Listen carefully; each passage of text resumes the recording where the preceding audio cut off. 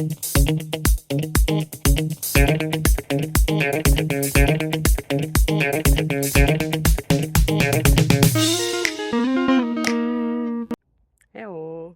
So today is sports day, so it's time to do something for us, for our body, and of course for our mind. So how about this next question?